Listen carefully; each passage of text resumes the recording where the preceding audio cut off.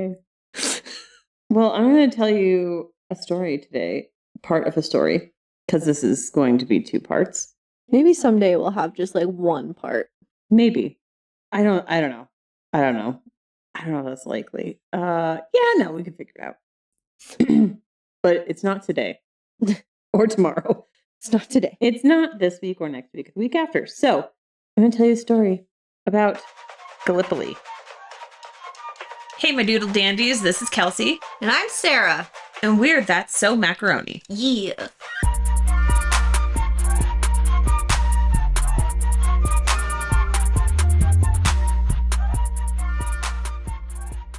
Do you know anything about Gallipoli?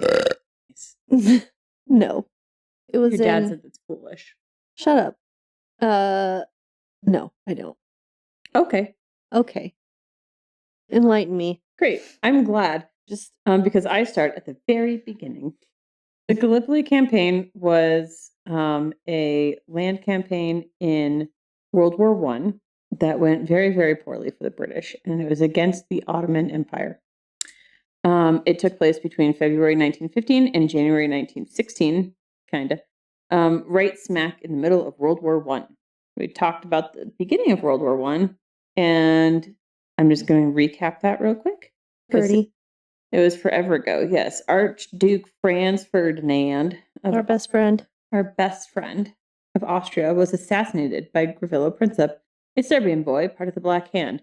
The Austro-Hungarian Emperor didn't like Ferdinand, but it was reason enough to wage war and regain land in the Balkans. So he put ridiculous stipulations in place for Serbia to honor. If they couldn't, so he said, fine, we shall have a war. And Germany was like, fuck yeah. And then France and Britain and Russia were like, no, and fought for Serbia's dignity, so they say. Yep. Yeah, that's what they claim. That was the start of it all on July 28th, 1914. So the main players. There's 2 main opposing alliances during World War I, just like in World War II, which everyone seems to know more about. The Central Powers, or the Quadruple Alliance, that was made up of Germany, Austria-Hungary, the Ottoman Empire, and Bulgaria. Then there were the Allied powers. The Allies were France, Great Britain, Russia, Italy, Japan, and the United States, with the major powers here being the first 3 because that's just who was kind of like in charge of a lot of the shit going on. And they were called the Triple Entente. That means they're 3 heads. Oh, okay. Interesting how Japan was an ally during this war. It changed at the Treaty of Versailles. And as much as I want to, I'm not going to talk about it anymore. But I can do a whole episode on it in case anyone wants me to. Just saying. Okay. While everyone is important for Gallipoli, we're only going to elaborate on the Ottoman Empire and Great Britain because they are the 2 who really engaged in this conflict. So, what do you know about the Ottoman Empire? You know, I did, for like our past episodes, I did some things on it, but I, for the life of me, cannot remember.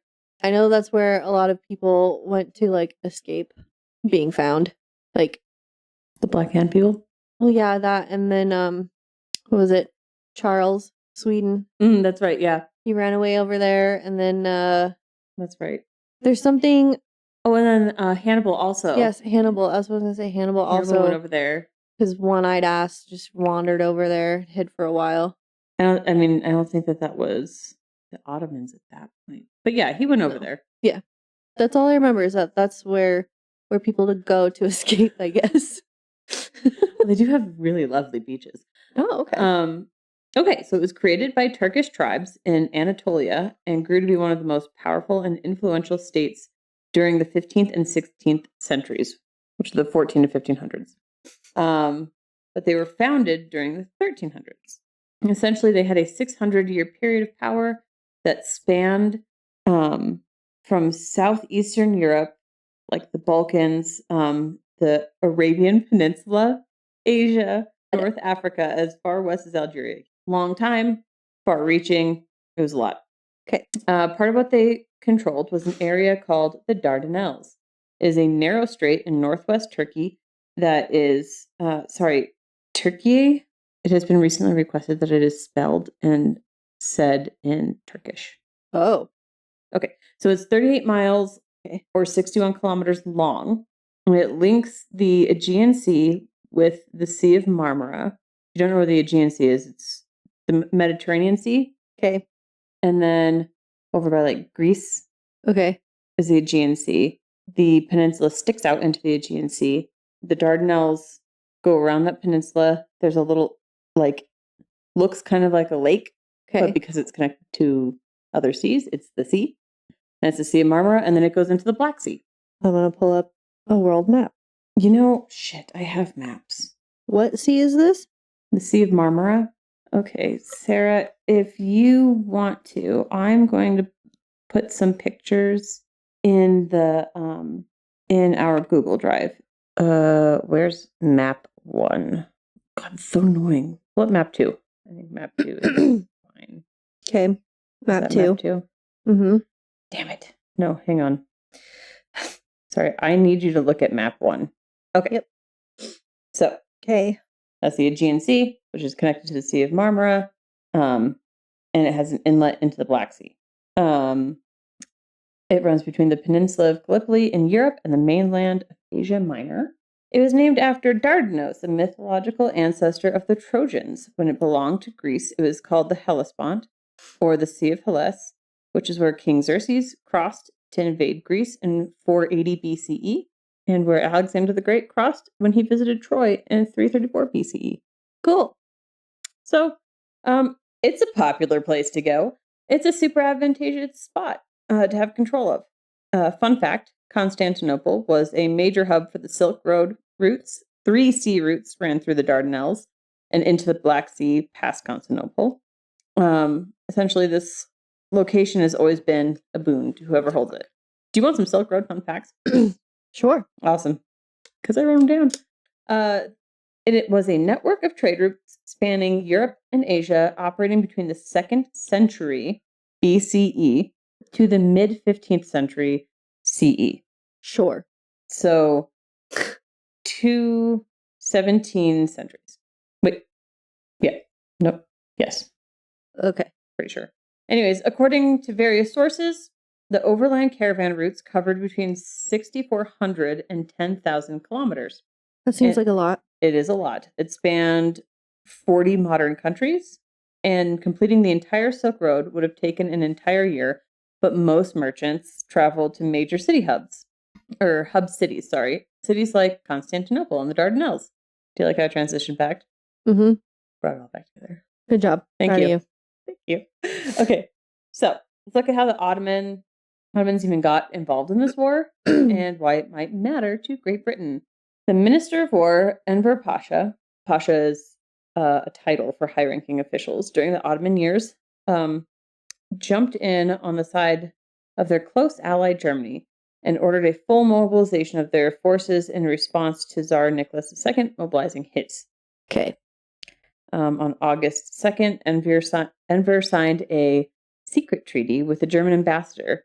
It's simply called the Alliance of August 2nd, 1914. Just straight to the point. Yep, and it just says, I'll help you if you help me. Got it. Enver was the leader of a pro-war faction of the Young Turk government, but he was opposed by the Grand Vizier Said Halim, who wanted to stay neutral. Grand Vizier is like the prime minister. Okay. You may also recognize the name Young Turks. Mm-hmm. They had inspired the Serbian nationalist group, the Black Hand, back in 1908. Before the Young Turks took power, things were not looking good for the Ottomans. Their military was weak, and they were in a fiscal crisis. After the Young Turks took power, there was war after war after war in which they continuously lost territory. The same year that they took power, in 1909, Bulgaria declared its independence. Austria-Hungary annexed Bosnia and Herzegovina, and Crete proclaimed its union with Greece. Okay. In 1911, Italians invaded Tripoli and Cyrenaica. I hope I said that right. At the end of the war in 1912, the Ottomans had lost both Libya and the Dodecanese Islands. Okay. Okay, 1912, Balkan states attacked the Ottoman provinces in the Balkans, forcing the entire Europe, Yeah, all of Europe. forcing the empire to give up these provinces as well as the Aegean Islands.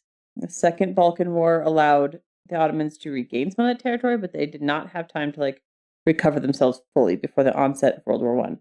Okay. So why enter a war if they couldn't recover from the last one, and why with Germany? I found a really helpful paper written by Sevtap Dimitri called The Dardanelles Campaign and the Contending Strategies, that gives a concise list of reasons why, and it makes the most sense to me. First, the Ottomans tried to ally with the Triple Entente. They weren't particularly fond of the Allies' plan to partition the empire, but an alliance was proposed anyways. Quote, if for no other reason than to get the British and the French to restrain the ambitions for Ottoman territory of their Russian ally. So they're like, what if we just be friends with you? And then you leave us alone. And the Allies said, no, thank you. You seem to be falling apart and we can take your land if that happens. So we best let it happen.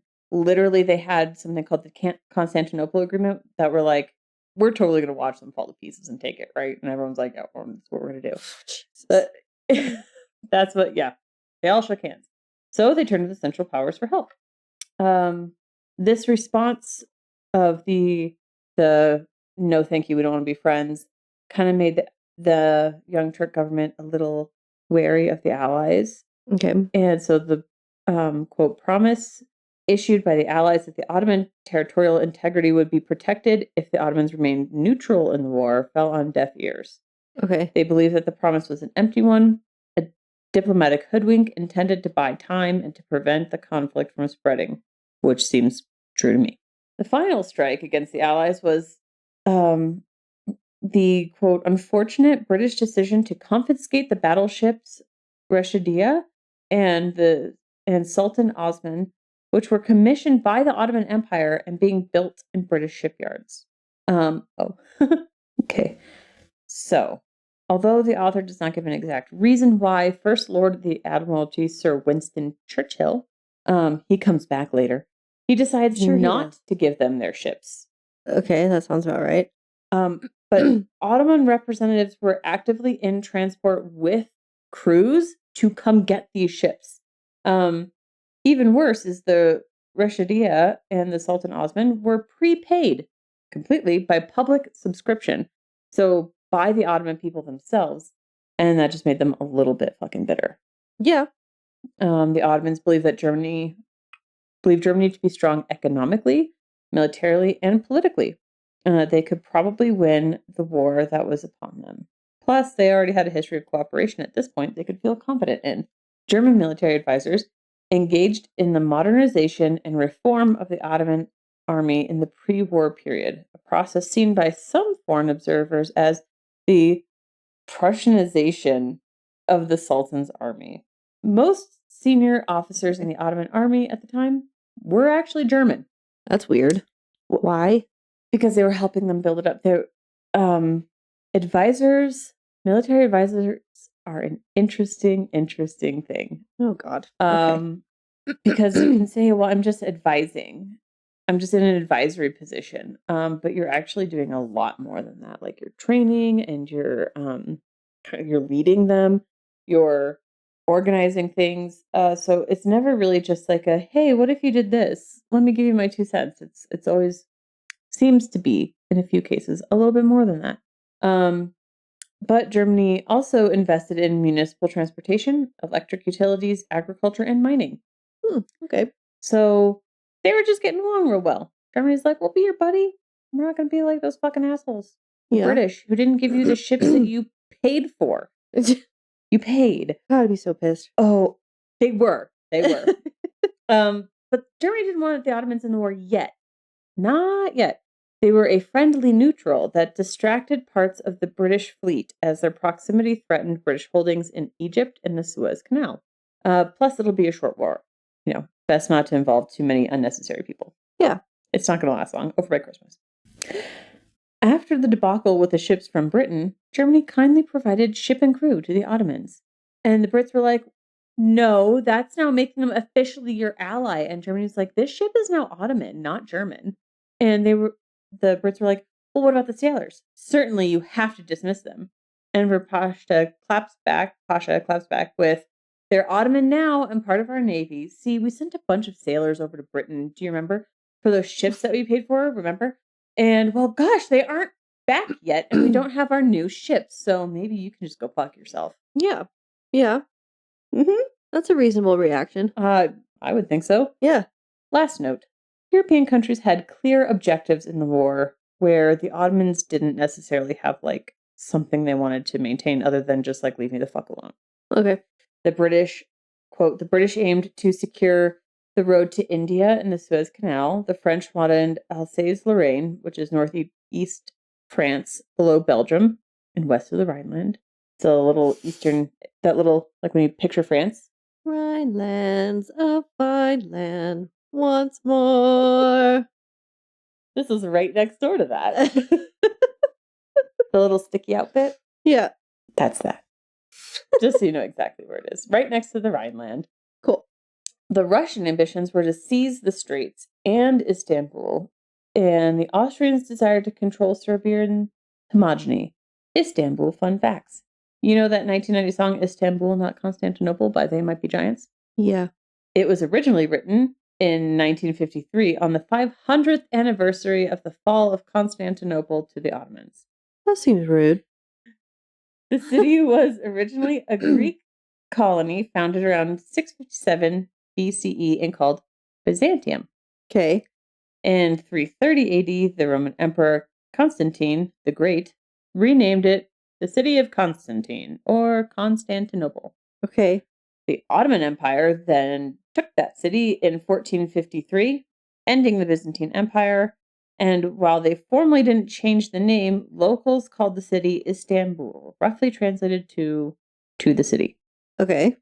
In 1930, Turkey officially requested that other countries use the Turkish names for their cities, and globally, Istanbul was adopted. Okay. It's not Constantinople now, it's Istanbul. So I guess that song isn't that rude. No. Okay. All right. I mean, I guess that depends on who you are. If you're Constantine, you might think it's a little fucking upset. rude. Yeah. Okay. Anyways, they didn't really have anything that they wanted to. The Ottomans were like, yeah, just like maybe you leave us the fuck alone. Okay. So now we know about the Ottomans leading up to the war. Great Britain. We have some mention of them wanting access to the Dardanelles and the trade routes it provided to the mainland of Asia, as well as to their ally, Russia, because that was the only warm sea port, was through the Black Sea. Okay. Everything else was way up north and fucking cold. Yeah. It froze over. Yeah. Kind of a pain in the ass. It is. A couple more things that are mildly important. They knew that Germany was getting real close with the Ottomans, and their geographical proximity was a little too close for comfort to their very important Suez Canal. The Suez Canal is how they quickly got to their colonies in Hong Kong and India and over in Asia. Okay. So, and Australia. That way. Other side. Yes. Germany had tried to get Great Britain to agree to a neutrality act, and they kind of wanted to do it. Like in the war in general.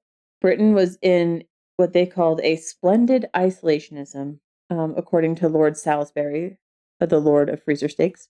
I was about to say, did he invent the steak? Mm-hmm. I mean, I don't really know that for sure, but I bet. I think it's not like the type of steak, it's like the sauce they use, isn't it? I wouldn't know.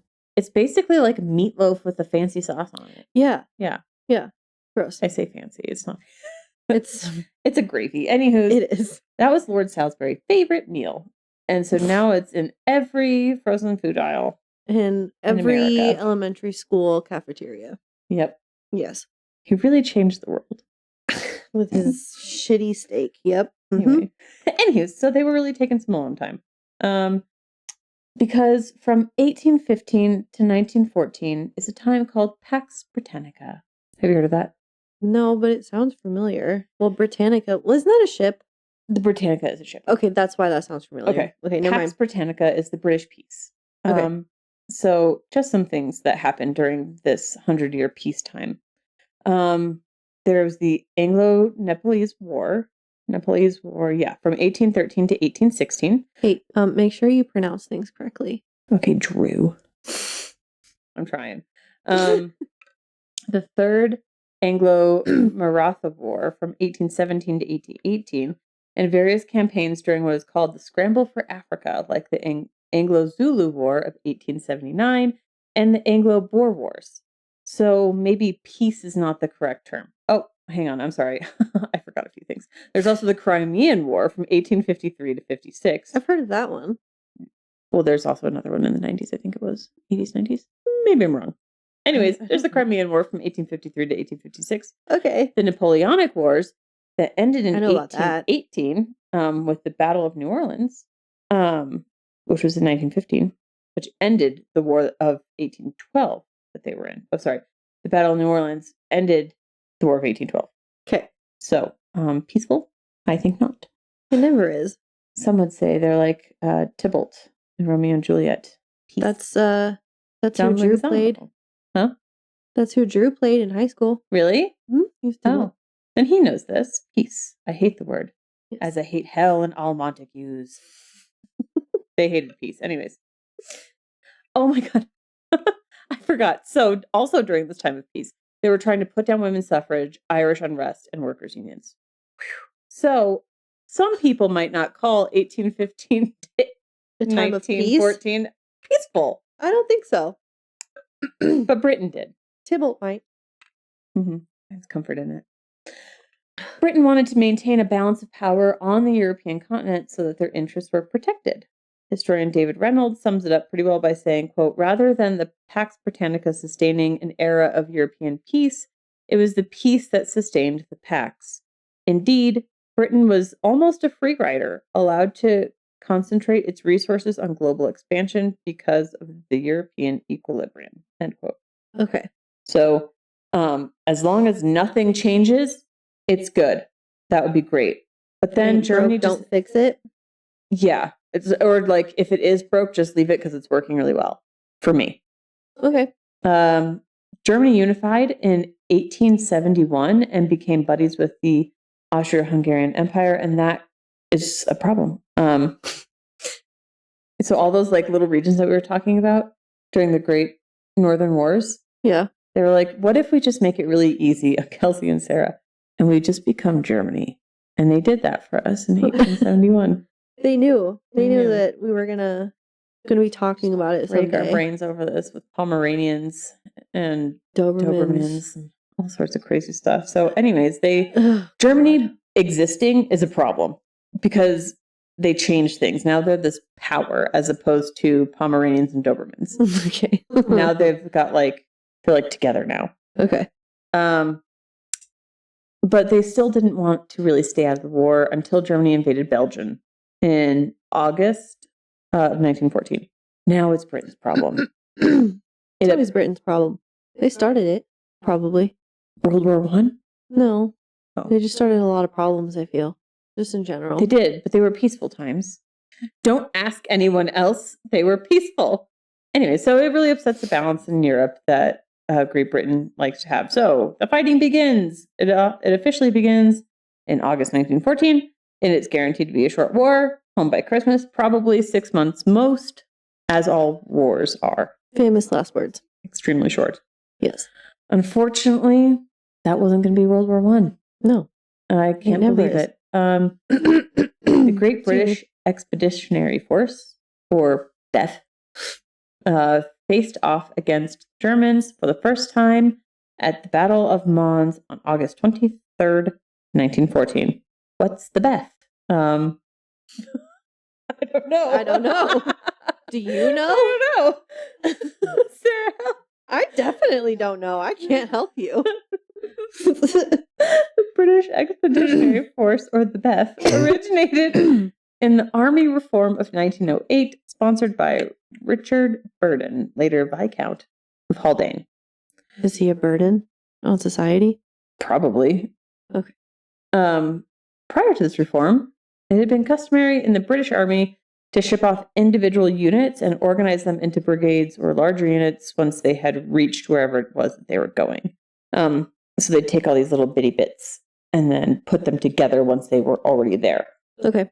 But by the first decade of the 20th century, they decided that maybe that wouldn't be such a good idea because Britain had treaty obligations to help France defend itself if Germany ever attacked. And it was clear that they were going to have to get their shit together. Okay. It didn't go well for the Beth. The British force was about 75,000 men and 300 guns. Guns meaning like ka-chunk artilleries, not like pew, pew, pew, pews. Yeah, okay. I figured. Yeah. Just putting it out there. 75,000 men and only 300 guns. The rest of them just ran screaming towards the front line. I would do that. I'm lying. I wouldn't.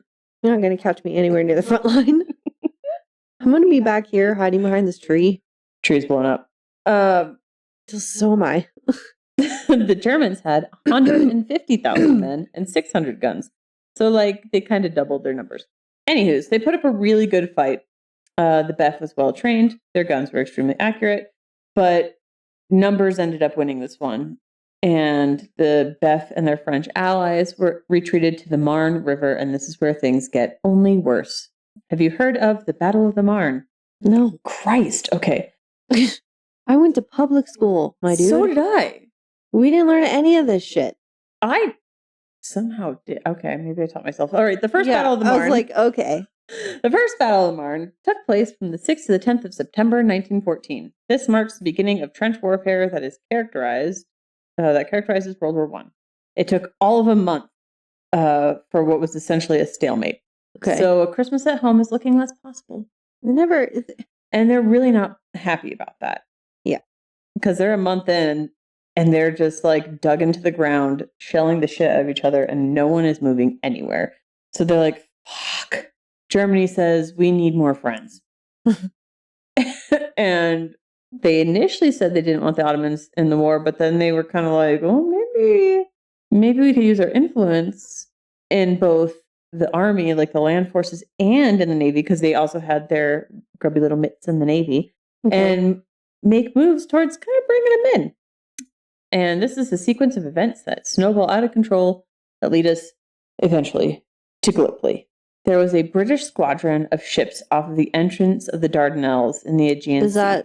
Are those the ships that they stole from the Ottoman Empire? They're just like, look at this fancy new boat I have. Remember we scratched out your name. Yeah. They literally just X'd it out with a red spray paint. Britain. This is Britain's. And they see this little Turkish torpedo boat. I don't know if it's Turkish. It's Ottoman. It's an Ottoman torpedo boat chugging along out of the straits. And the Brits go, no, far enough, old chap. Back in you go. And they turn the ship back because it was discovered that there was Germans on board. How dare they?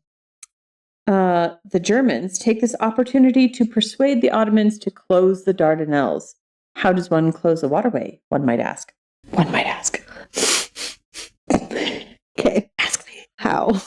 How does one close the waterway? Oh, well, they extinguish lighthouses. They lay mines and put keep out signs on the cliffs. Because you're going to read a keep out sign from a fucking cliff. Maybe it was like a billboard. Okay. Anyways. Got binoculars. God. They refuse. The Ottomans refuse to let Russian merchant ships exit the Black Sea to the Mediterranean, leaving a massive amount of Russian grain to rot on ships that could be sent to their allies and frequent buyers in Western Europe.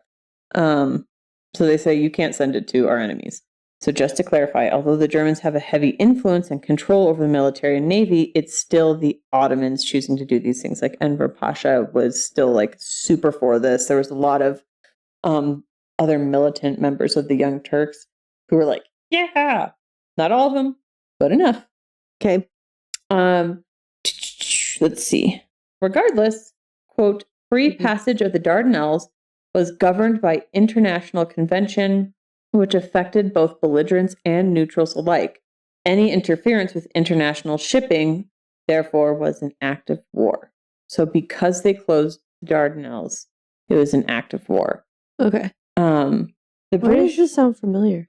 I don't know. I feel like something recently has happened. Very similar. Like the Strait of Hormuz. Uh-huh. And I hope I say that right. I've only read it. I've never heard it said. I think that's right. Okay. Don't ask me. I can't pronounce for shit, so. I have not well educated myself on the nuances, so I'm not going to comment on it. I don't know much about it either. I was just thinking, like, closing off straits. Yeah, because that also, Fair. Yeah. Okay, so, quote, the British reaction, initiated by First Lord of Admiralty Winston Churchill, was to catch and sink the ships while they were in the Marmara Sea. But he was stopped by his colleagues, the Secretary of State for War, Kitchener, and Prime Minister Asquith, whose priority lay in seizing Gallipoli. So their priority was to get Gallipoli, not Churchill's, Kitchener, and Asquith's. and they are The Secretary of State for War is Kitchener. and this is in Britain. Yes. Oh, okay, got it. And the Prime Minister, Asquith. Okay. Then things get even a little bit more heated. German/Ottoman warships, in violation of Saint Halim's, the Grand Vizier, Prime Minister of the Ottomans, against his orders, and under the command of a German Admiral Sushin and Minister of War Enver Pasha, enter the Black Sea and attack Russian ships and fortifications on October 29th, 1914. The fleet carries out surprise raids on Theodosia, Novorossiysk, Odessa, and Sevastopol. They sink a Russian mine layer, a gunboat, and 14 civilian ships. Oh my god. Understandably, the Allies believed that this attack was ordered from Berlin and that the Ottoman government was completely under German control.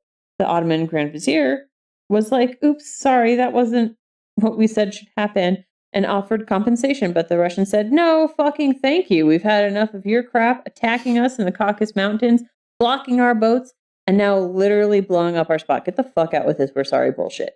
Whose goddamn white baby is that? Whose goddamn white baby is this? In fact, I declare war on you! And on November 2nd, 1914, they were at war! Britain and France followed suit the next day. Quote, from the moment the Ottoman Empire entered the war with her naval bombardment of Odessa on the 29th of October 1914, as an ally of Germany, the defeat of the empire became a war aim of the Entente powers. So, here's another clear goal. We're going to take your ass down. At the time I first started trying to write these notes, I was really big and fat and pregnant.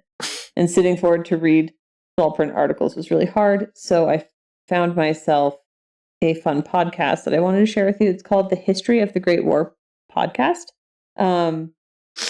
He did an amazing 7-part series on the Gallipoli campaign and had transcripts so I could read along, so I wouldn't get distracted, because I will get distracted.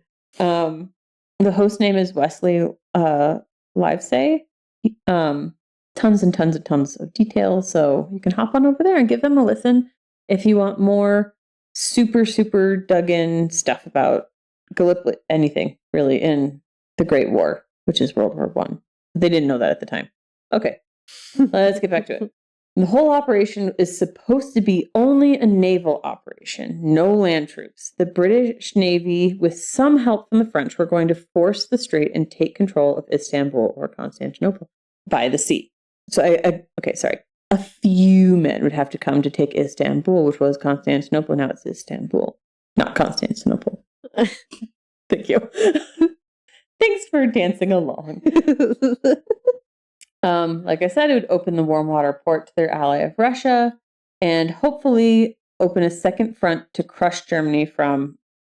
So they were fighting in France, and they hoped that if they took this area, A, the Ottomans would be out, B, they could then come up and attack Germany. Okay. So, two sides. Because Russia was distracted with fighting the Ottomans. I mentioned it briefly, but the Ottoman army was harassing the Russians in the Caucasus region as well. This region is also where the Armenian genocide takes place. I would like to do a full episode on that eventually, but briefly, the Armenian genocide took place between 1915 and 1916, with an estimated 664,000 to 1.2 million Armenians killed. Oh my god. Mm-hmm. And you never hear anything about that. And it's funny that you say that, because in Germany in World War II, when they were trying to figure out what they were going to do, the Nazis were kind of like, what do we do? Like, we can't just like genocide them. And Hitler said, who remembers the Armenians? Yes, we can. That's crazy. Right. Anywho's, back to before that. Jesus. So even though the Allies were interested in the Dardanelles for their own personal benefits, and were looking for literally any opportunity to take it, the Dardanelles campaign was not completely without legitimate reasons. There were acts of aggression perpetrated by the Ottomans. So, to sum up, the only ports that were currently available, like I said, were freezing. It was Archangelisk, which we talked about in the Great Northern Wars, and it froze in winter. Vladivostok, which was way over in Siberia. Which I'm guessing also froze. Yeah. And way far away. So who the fuck wants to go over there? Not me. And the French and British needed another reliable way to get to Russia. And Russia needed these Ottomans off their back. So in November 1914, the British Navy tests the waters around the Dardanelles, shelling the coast. There's no response from the Ottomans, so the Brits are feeling pretty good about this plan that they've hatched to finally get the Dardanelles. With some minesweepers and a fleet of ships, the commander in the Aegean assured Churchill that pressing through the strait and bombarding Istanbul, which was Constantinople, would be doable. So Churchill's like, sick, bro, I'm going to go talk to our war council, and I'm going to suggest we do it. Secretary of State of War, Kitchener, approves it because it promises not to need men besides a small force to officially take the capital, like I said. So we're not going to need to take any men away from the European front, the Western front. We really just need a couple guys. Okay. To go ashore. Okay. Not many. There were a few people who did not support the action, but they did not support it because they thought it would fail, but because they wanted the resources used elsewhere. So the first Sea Lord, Sir John Fisher, which I think it's really funny that he's a Sea Lord. His name is Fisher. I want to be a Sea Lord. How do you be a Sea Lord? You'd be a guy in Britain and probably also have a lordship. I wonder if you could be a First Sea Lady. Not during that time. I want to be a Sea Lord. King Triton. Poseidon, help me. Okay, and then the commander of the British Grand Fleet, Admiral John Jellicoe. By moving parts of the British fleet to the Aegean, it would diminish their presence in the North Sea. And if that happened, it was possible that the German High Seas Fleet could wiggle out and break the blockade that the British put in place. Okay. And then we have the Field Marshal John French and his French counterpart, on the Western Front, Commander-in-Chief, Joseph Joffre. His French and his Frenchman. Yep, French, the Englishman, and his French friend, Joffre. Yeah, that makes sense. Yeah, it's not confusing. No. And literally all their first names are John. Well, which is probably why they didn't like Winston Churchill. They're like, your name's not what's John. What's your name? And he said, Winston. They're like, no. What was his middle name? Was it John? Oh, no. No. Oh. It was Leonard Spencer. That's an English fucking name. So, no, not John. Lame. They're hesitant because the British promised to take over more of the front line in Europe, and it was just like a meat grinder. So the soonest fresh troops could be ready would be 1915, except for the 29th Division, and boy howdy did they want them on the Western Front. The 29th Division was a combination of support troops from British colonies, and they were the last cohesive and readily trained soldiers that had yet to be committed to the fighting. So from like before the war, pre-trained, ready to go guys. The 29th Division is the last one. Okay. Jesus, I'm really glad I clarified because it's confusing. French, the Englishman, not the Frenchman, really needed those guys to go to Europe, but Lord Kitchener was more hesitant because they were the last opportunity to project any sort of British power anywhere but the Western Front. Okay.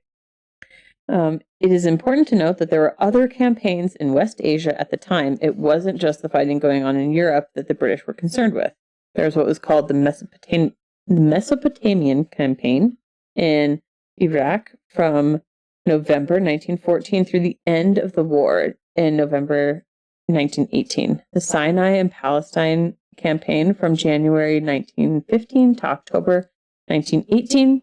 The Caucasus campaign, as I mentioned, started in October 1914. And the last one that I'll mention is the raid on the Suez Canal by the Ottomans in January and February 1914. Okay. that very important little piece of land. Yeah. They touched it. This is a no touching It's a zone. no touching zone. They touched it. Can't believe they would touch it. All of this to say, there's a few places where the British forces could be handy. So the Dardanelles campaign, which quickly turns into the Gallipoli campaign, as boats only, sounds great because boots on the ground are needed all over the goddamn place. And if they take out the Ottomans, they can essentially wipe out a huge pain in the ass through West Asia and Northern Africa. So they're like, all right, you know what? Yes, we should do that. Dardanelles is go. Vice Admiral Sackville Carden of the Sackville Bagginses would be its leader. Bagginses? Yeah. Do they have a ring? His cousin did. He's from Sackville. It's the Sackville Bagginses, not the Shire Bagginses. Fine. Womp womp.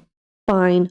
It's a Lord of the Ring reference, in case anyone is not nerdy enough to get that. Okay. I thought we were about to go on an adventure. Oh, we are. And it's terrible. With the one ring.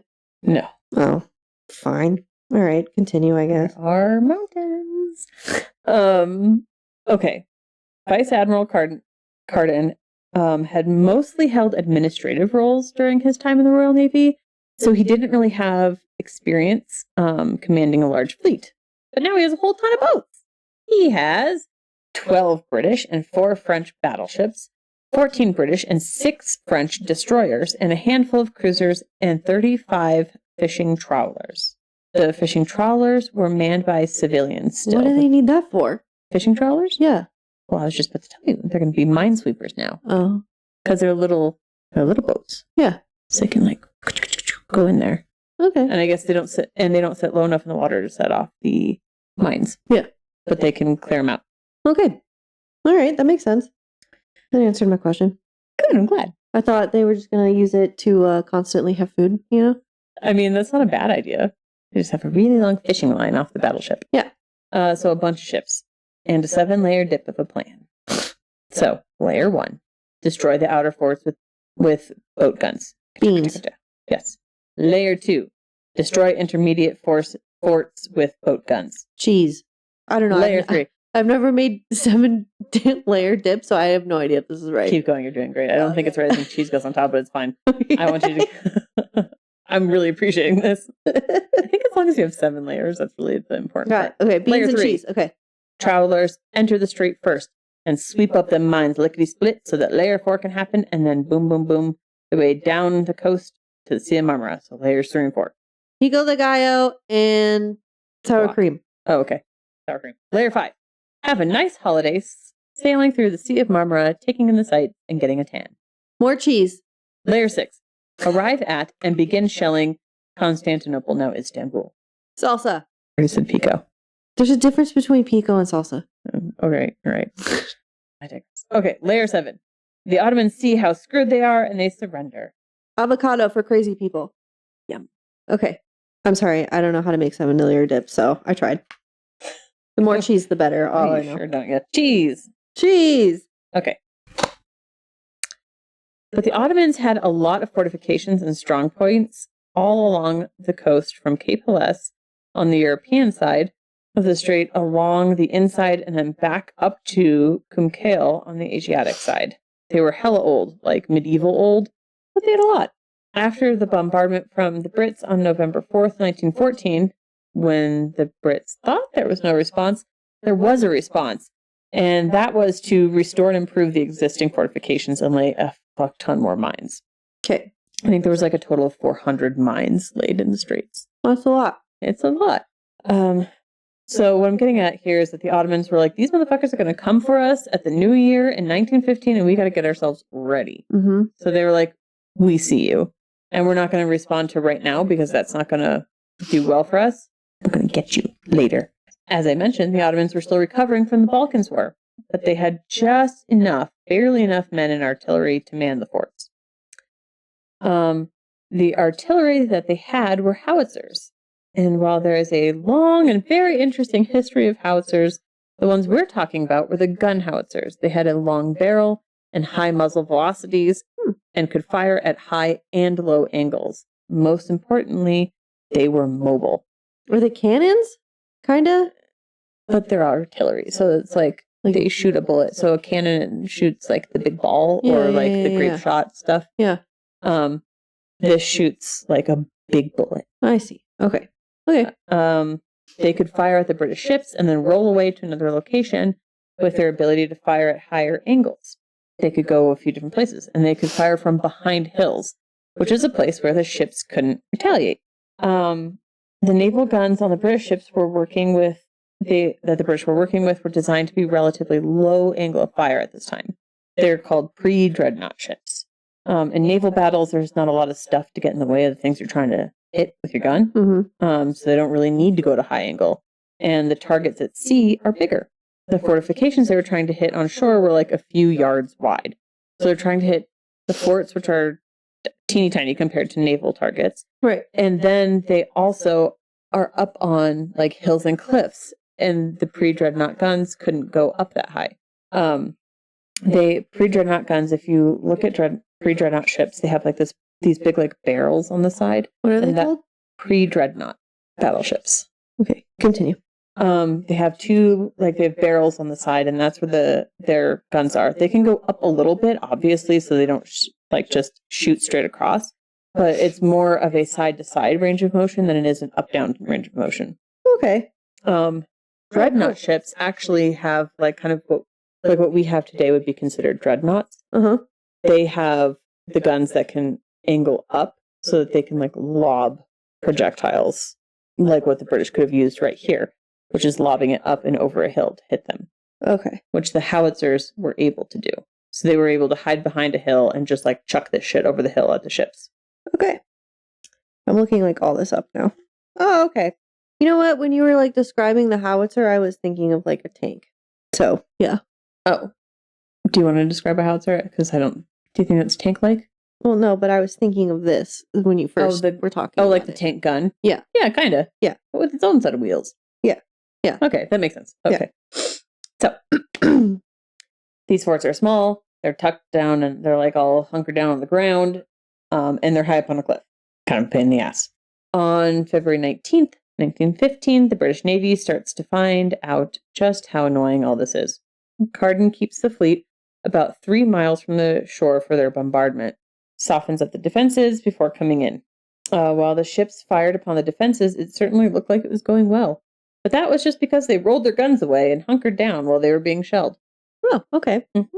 The Ottoman troops would roll those guns back up and return fire as soon as the ships paused their shelling. All in all, the shelling only hit about 2 to 3% of their targets, and the shelling stopped at sundown. Okay. And that was February 19th. 1915. 1915, yes. Okay. Bad weather kept the ships away from the shore for about a week until February 25th, 1915. In that time, the Ottomans were able to fix up any damages done by the shelling and continue their improvements. When the fleet was finally able to come back and do some work, they had a new leader. Carden got sick, and so Vice Admiral John de Robeck stepped up. At this point, de Robeck had about 3 years of experience leading a fleet of destroyers. And it was therefore more battle ready. His plan worked slightly better. With heavy shelling and a raiding party of 50 sailors and 50 Marines, all of the outer defenses were down in 24 hours. But from here, everything gets harder. Another group was sent ashore. They were quickly repelled. So let's move the boats back in, right? But wait, there's a whole bunch of mines. Great. We have all those fishing trawlers who are now minesweepers, so we can send them in. The trawlers are facing a very strong current, so the current is a huge issue here. There's a strong current, so they make very little headway because they're just wee little boats. Mm-hmm. And the thought was to send them in at night so they had the cover of darkness, which would be a good idea, right? But did you know what the Ottomans had? Searchlights. I was going to say something with lights. Like a big flashlight. And they were just like, found you, bitch. So they lit them up really well, and the Ottomans start hammering these trawlers with shells. It's those damn howitzers. So the forts are damaged, but the guns are fine because they just scooched them on over. Okay. Churchill is demanding that they move in, but he can't see the situation from London, and Carden and de Robeck don't see a good way around the issues of the mines and the searchlights and the fucking howitzers. Mm-hmm. This sends Carden into a nervous collapse, and de Robeck is officially the man in charge from here on out. Okay. March 18th, 1915, de Robeck decides that he's going to force the strait open. All 16 battleships are going in. First the British ships, then the French ships move in. Endless shelling on both sides. Dirt is flying, water is flying, the surface is airborne. They get a mile in before problems arise. The French ships are ordered to retreat to let new ships come in and keep up the shore bombardment, but in falling back, they fall into catastrophe. The ship Suffren is hit by a high trajectory shell that penetrated all the way to the magazine, which is where they keep all of their explosives. Mm-hmm. Miraculously, it did not blow to bits. Her crew was able to get it under control quickly. But then, the ship Bouvet hit a mine, sinking in 2 minutes, which is really fast. Yeah. And it took 639 Frenchmen with it. Only 66 of its crew survived. Damn. Yeah, I didn't write it down, but one of the quotes from somebody who saw it was like, the eeriest thing was how quiet it was. It sank so fast, there was no like screaming or like cries of help. It just went, yeah, I was like, ooh, eerie. But what's really weird about this is that there weren't supposed to be mines in that area. The British had maps of the minefields, and this wasn't one of them. The trawlers went in and did what they could of a job. Oh. And so they had already cleared this area. So did someone like come back in and like put it there? Yeah, I'll tell you. Oh, okay. But despite this, things aren't too bad for the British at the moment. The stationary guns on shore were knocked out, the telephone lines were dead, and although the Ottomans were still able to move around some artillery, it was getting harder to do so with incessant fire. Then they came upon the known minefield, of the 400 mines that went across the narrows of the strait. Once again, the little trawler minesweepers took a beating and had to retreat. Could you imagine just like being a fish, just minding your own damn business? You're just like, and then one of these and then all of a sudden fucking it's like, yeah, I would be so pissed. Yeah, I'd be like, I'm not a part of your war, motherfucker. I'm just a fish. just a fish trying to get home to his family, you know? I lost my son. I'm just trying to find him. You've seen him. I'm stuck with this fucking forgetful ass bitch. I became friends with a shark. I don't know. Someone help me. These goddamn mines are killing me. Anyway. Fish are friends, not food. Okay. While the little ships were falling back, one of the shiny new British battleships, the Inflexible, was damaged by a mine near where the Bouvet went down earlier. Is it because it didn't flex? Probably. Should have flexed. Bitch. Did he try showing them these guns? Bitch. Hold on. Drew, I almost slapped him. We were waiting in line to get on the tram, and he was like, I got stung by a bee. And I was like, okay. I know where this is going. I know. Okay. And then Angela was like, Sarah, don't. And I was like, are you going to cry about it? Like, I don't know why you're telling me you got stung by a bee. He's like, yeah, my arm got really swollen. And then he just flexed. Yeah. And I was like, I hate you so much. I love it. It's like, get the fuck away from me. So if Drew was there, this probably would have gone better. Probably. The Inflexible was able to limp away. But minutes later, the Irresistible, another battleship, was damaged by a mine and had to be towed out by destroyers. Hitting mines where there weren't even supposed to be a minefield concerned de Robeck, and he made the decision to withdraw the ships temporarily. That is, until a third British ship, the Ocean, struck a mine and had to be abandoned. But they weren't in a minefield. So where the hell did these mines come from? Submarines. No, they didn't have submarines yet. They did. Okay, that's what I thought. De Robeck didn't know then, but we do now, that on the night of March 8th, shortly after the British had cleared a bunch of mines, a little Ottoman steamer putted out and dropped a whole new line of 20 mines literally around the battleships. They had to pass the British battleships to put down these mines. Cute. Sneaky, sneaky. Cute little boat. But de Robeck didn't know that, and he's like, what the fuck? So he's shook. He is shooketh. So there's a bit of a will they try again or will they not try again, with Churchill in London being like, head in, you motherfuckers, and de Robeck being like, no, I don't think that's a good idea, dog. Like, there's mines, and I don't even know where. I feel like if we move, we're gonna hit one. We could fucking hit something by moving anywhere. I have no idea what's going on. We're staying right here, motherfucker. Oh, I have something interactive for us. Oh, God. Okay, here we go. Okay, the telegrams back and forth go like this, I'm pretty sure. Send Churchill responses to Sarah for her to read. Okay, I'm going to start first. Hello, London. Hold on. Did you get it? Did you get it? Oh, let me open it. Okay. I'm supposed to be Churchill? Yes, you're Churchill. So I'm Okay. going to start. De Robeck. And I'm De Robeck and you're Churchill. Okay. Hello, London. Just wanted to let you know we lost 2 French and 3 British battleships today due to mines that I swear to God weren't there a week ago. Stop. Please don't fire me. Stop. My turn? Mhm. Hey, buddy. It's all good. You aren't fired. Stop. We're actually sending you 4 more old-ass ships, and the French are sending you 1 too. Stop. Oh, neat. Thanks. Stop. Probably shouldn't go back in there, though, until we can figure this out. Stop. These are old boats. It's totally fine if they sink. We were going to scrap them anyway. Stop. Send them in now. Stop. We won't be doing that. Stop. The ships may be old, but constantly sinking them in the middle of the strait kind of gums things up. Plus, people die. Stop. Thanks. You're the best Thanks. Churchill since Gary Oldman played him in Darkest Hour. I do love Gary Oldman. God, me too. Me too. I think it's Sir Gary Oldman now. Oh, good. I know. How exciting is that? I'm Congratulations, Gary. Ooh. Okay, so the dialogue is made up, but the events were not. Churchill was about to throw hands, but he was stopped by other naval leaders. You don't demand an admiral on the scene to do something you know nothing about. Fair enough. Yeah. But yeah, no, they were like, just take this old ship. It doesn't matter if it sinks. We were going to just scrap them. And they're like, but That's there's not the like point. people on those boats. And Yeah. also, if I sink it in the middle of where I'm trying to go, that's really hard for me to get around it. Yeah. Fucking idiot. It's Churchill. Churchill. Anyways, so this represents the turning point from a naval operation to one that requires a land force to play a leading role. Here we have General Ian George Hamilton. Washington? Oh. No, he's dead. And has been.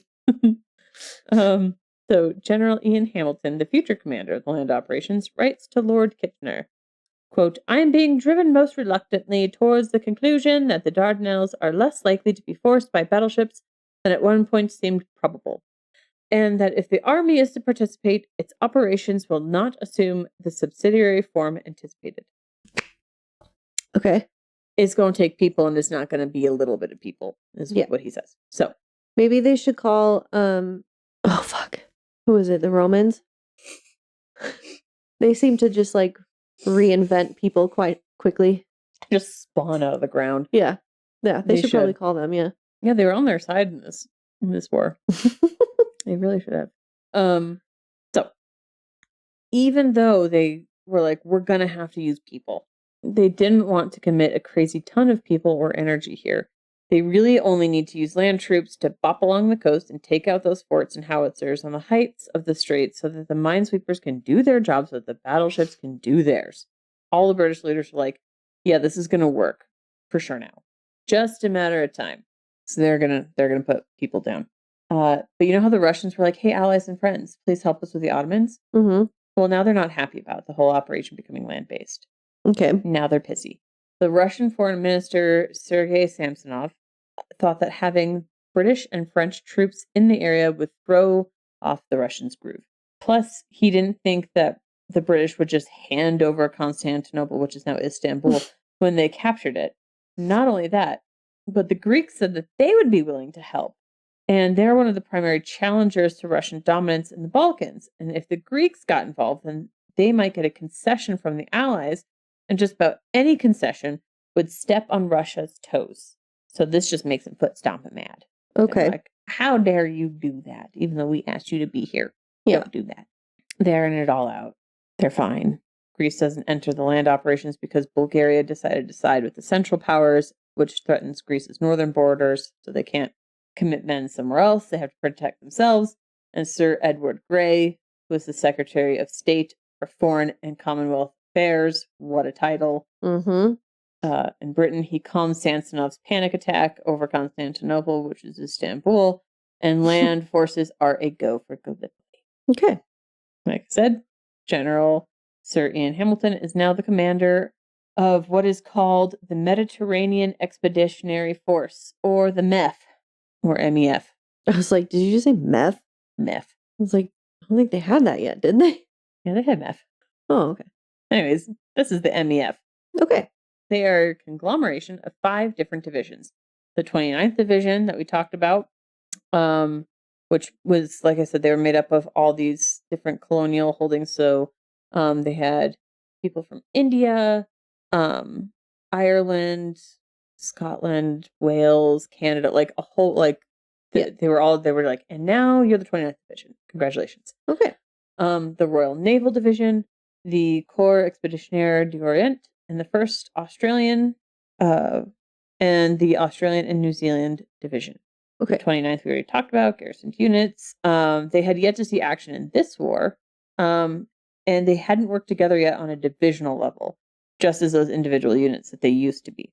But they're well trained, so they felt pretty confident that they would eventually figure out how to work together as a cohesive unit. Division. Okay. The Royal Naval Division were sailors who didn't have assigned ships at the beginning of the war, and they just kind of mushed them together.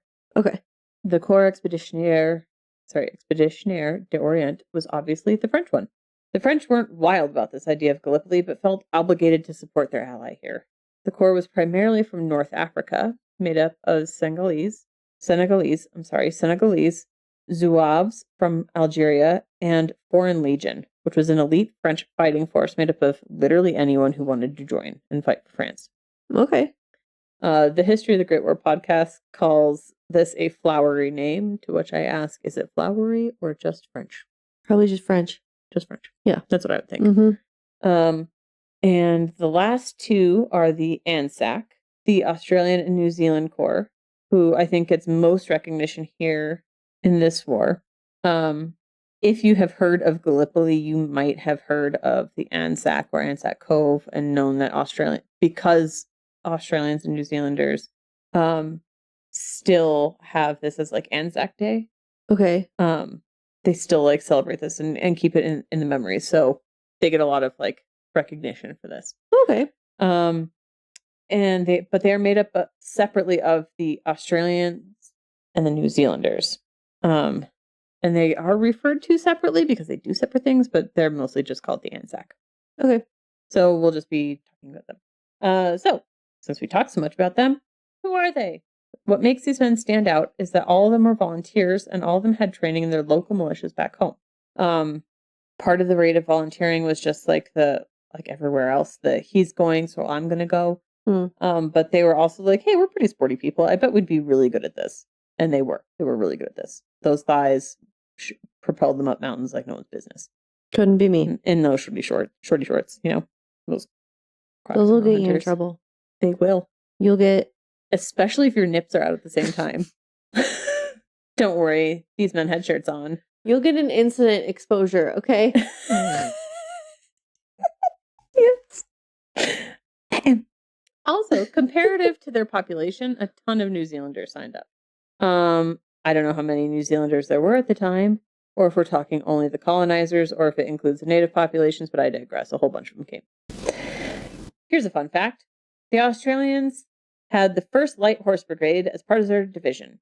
None of those horses went to Gallipoli. Only the riders. I don't know much about how a cavalry works, but it seems like horses are a pretty important part of how they organize themselves. You know what? I'm fine with those horses not going. I'm sure they were too. Yeah. But I just imagine the riders being like, well, what now? I'm part of a cavalry, not like... What the fuck do I do now? I have to walk? Ugh. That's not what I signed up for. Gross. Okay, alas, only the men went. So, the first guys committed to the campaign were the Anzacs, stationed in Egypt at the time. They were on their way to Europe, and they hung out in Egypt because I think that was around the time that the Ottomans were trying to take the Suez Canal, and the Brits were like, you just hang out there for a second because I have a feeling we're going to need you somewhere else. Okay. And so they are training in Egypt. Okay. Leaving Egypt didn't go smoothly, though. They left for the Greek island of Lemnos, which Greece still said you can use for your base of operations. We're busy, but you can use our island. That's nice of them. They got all jumbled up somehow and were low, and they left low on artillery and munitions. It was so bad that they actually turned the fucking boats around and went back to Egypt and got everyone off the boats and were like, where the fuck are you supposed to be? How are you not prepared for that? I don't know. Like, some units were even on different ships. Like, what the hell happened? You have one job. Where's the harbor master? Weird. Anywho's, it's foreboding of how the rest of the operation is going to go. There's a lot of prep work happening from March 18th, when the failed naval mission happens, to when boots hit the ground on the 25th of April, which is Anzac Day, just by the way. And in that time, the Ottomans were prepping for their own version of the Empire Strikes Back. They used this time to improve their defenses, make plans for what they knew would be an inevitable landing, and practice their tactics. So we're going to jump over to the Ottomans, and then we'll go back to the British plan laying because it's just more complicated. First, the British thought that there would be around 170,000 troops defending the peninsula, and that they wouldn't be well trained. Why would they think that? Probably because they had this sort of colonizer ego. They couldn't possibly be well trained. And weren't they like mostly volunteers? Or was that were the ANZAC? Okay, never mind. So the Brits are like, oh, these Ottomans probably are no good. Okay. Rude. Yeah. Maybe it was because they were part of a dying empire, but maybe it was just because the Brits were racist and they're brown people. You know, the latter. Who could say? However, the inverse was true. There was only the Fifth Army at the time of the landings, which was 84,000 men, not 170, and they were seasoned and well practiced. General Otto Lehmann von Sanders, who was Ottoman, obviously, not German, was given command of the Turkish Fifth Army with which to defend the straits, and that was it. Just the Fifth Army. When I'm going to be talking about the army, I'm going to call them like the Turkish army, or they're referred to a lot as the Turks. Okay. But when I'm talking about the empire or the people, I'm going to try to refer to them as the Ottomans, because Turkey was not a place yet. It wasn't a country yet. So It was part of the Ottoman Empire. So to call them Turks isn't correct. However, like, we call the Anzacs, like, they're like, oh, the Australians are over there, but they're part of the British military. So if I know, I'll call them something different, and if I don't know them, I'm just going to call them their overarching empire name. Okay. Anywho's, they were well seasoned. They had just recently gotten into a war. And this quote is from an artillery captain that sums up the whole situation pretty well. A year earlier, we had the Balkan Wars, and we were defeated very badly. But on the other hand, we had the practice of fighting. In this war at Gallipoli, we were facing two great forces in the world, the French and the British people. They had great armies, but they were lacking practice. Okay. The Ottomans had 150 miles of coastline to defend, and Sanders had only 6 divisions of fellas. All they had to do to win, however, was to keep the high ground. So they already have what they need, they just have to keep it. Okay. If they could keep the high ground on either side of the Dardanelles, they could repel the ships in most seaborne landings. Sanders decides that the best way to do this was to evaluate the most likely landing areas, station smaller units there, digging strategic trenches and setting machine guns, keeping a bulk of the units inland to be called to whatever point of action they needed to be. It's called like defense from the deep. Okay. So float like a butterfly, sting like a bee. Keep moving, keep moving, keep moving. Just keep swimming. Just keep swimming. That was me, sorry. That is one way to do it. They also had to use whatever they could as defense, such as barbed wire from field fencing stretched out under the water and on beaches, and torpedo heads mixed in with landmines, like a violent recycled arts project. Jesus Christ. Okay. This would thwart the British plan of attack, well as General Sir Ian Hamilton had to also pick the best areas to deposit his troops, and this was no easy task. The nice beaches would be well guarded because, that's where you want to put people. Mm-hmm. Hang on. Okay. 2. Okay, I have like 3 pages left. Better talk fast, bitch. Okay.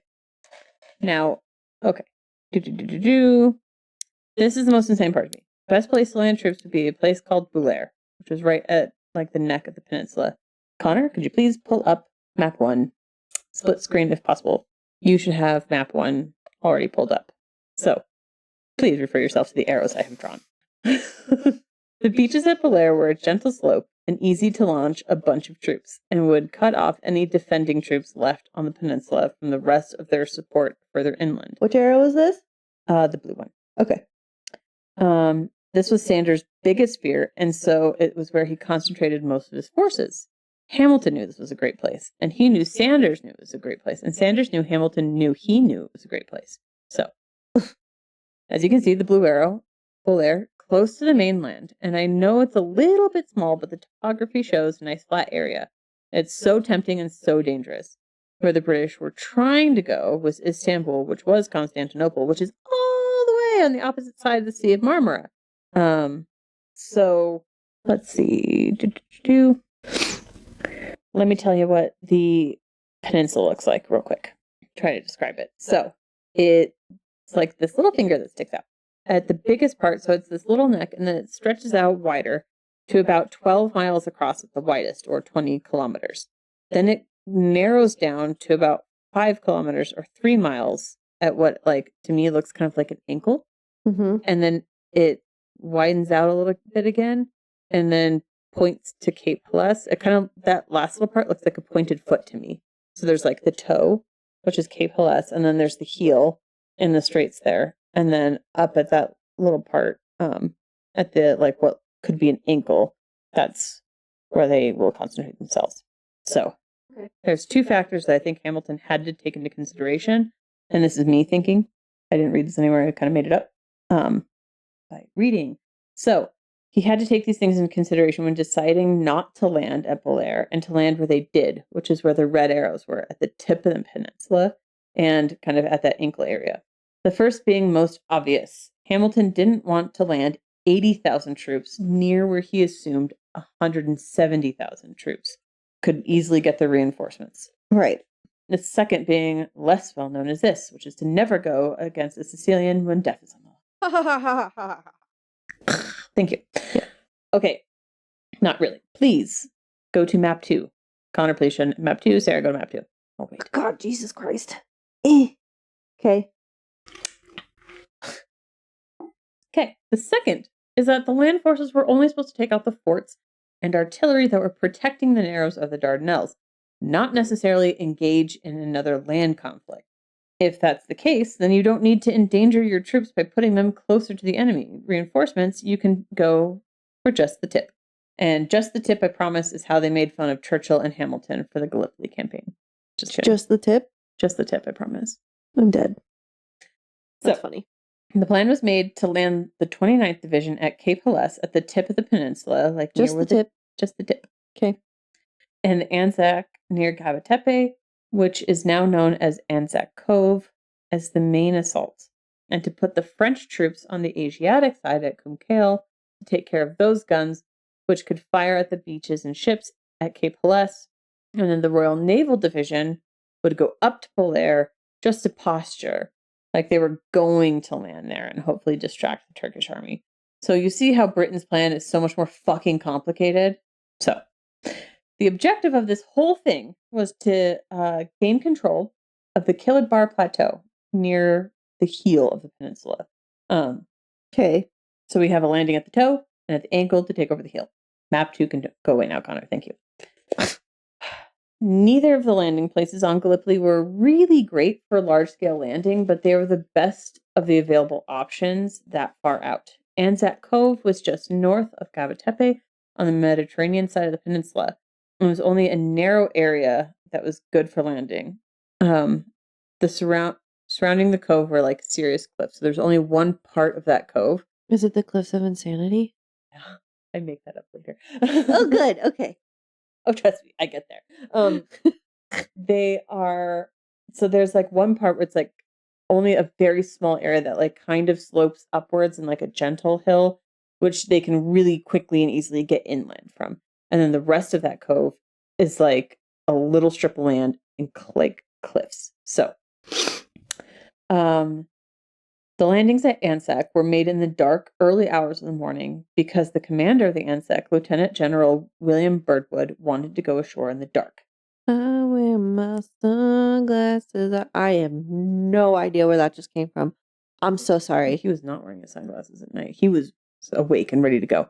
The moon on the need night of help. the 24th and 25th was a waxing gibbous moon, which is at about 80% illumination. The moon did not set, however, until 2:57 a.m.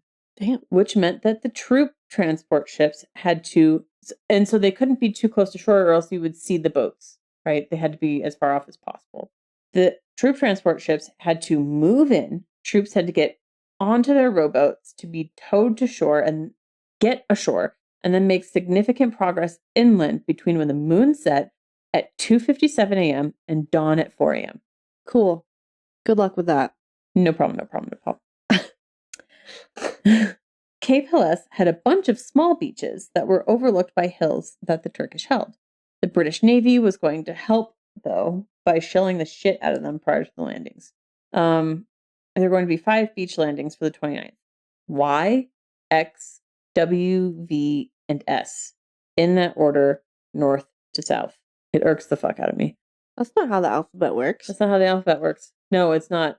No, it's not. Rude. They were just kind of mixing things up. Trip Wow. up. They're really Trip up trying the to Ottomans. piss. They're really trying to piss us OCD people off. Yeah, they're like, oh god, yeah. So, and just like make everything 2 gajillion times more confusing. So, Yeah.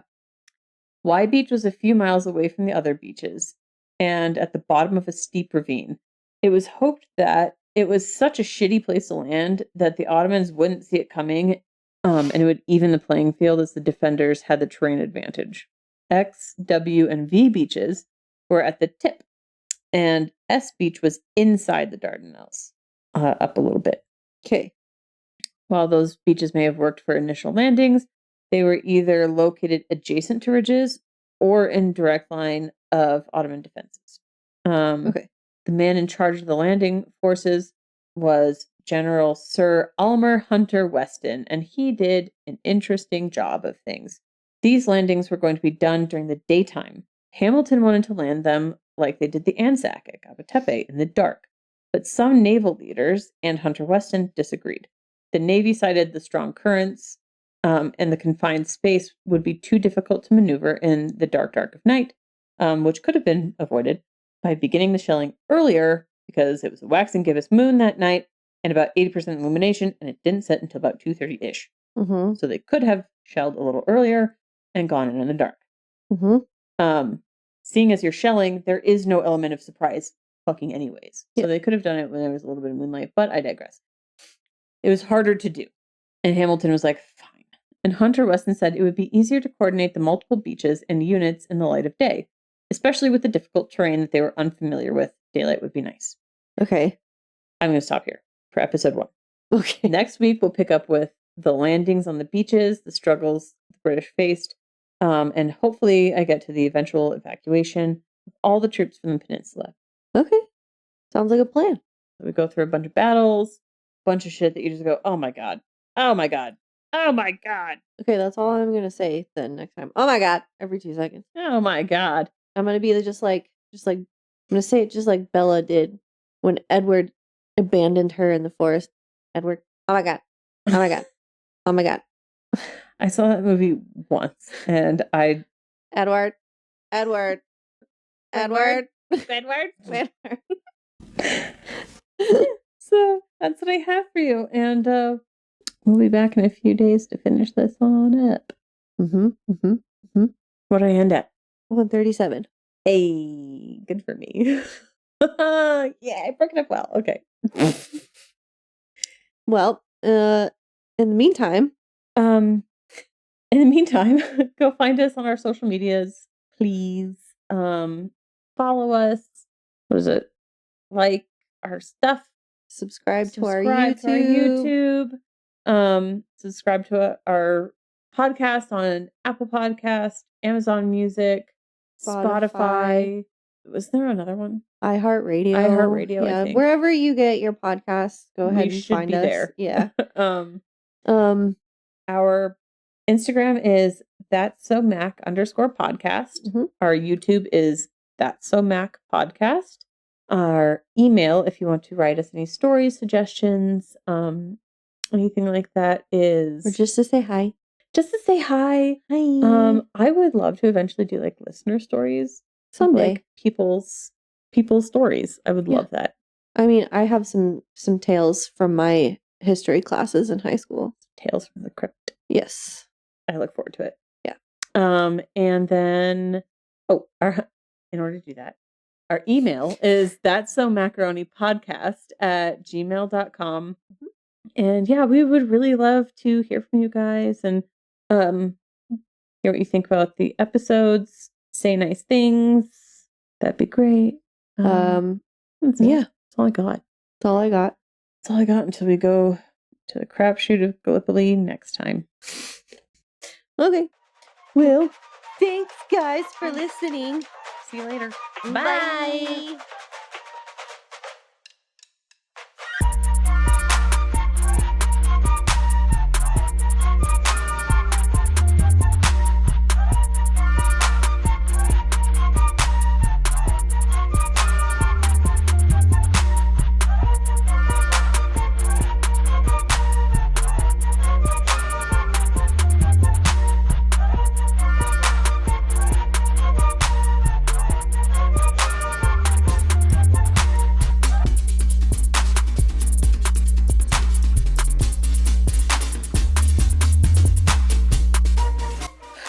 Well, this will give me something to do with my hands. Ah! Bless you! Fuck, you scared me! Oh my god! Oh, that scared me. I'm okay. Sorry. I'm okay. Are you okay? Bless you. Thank you.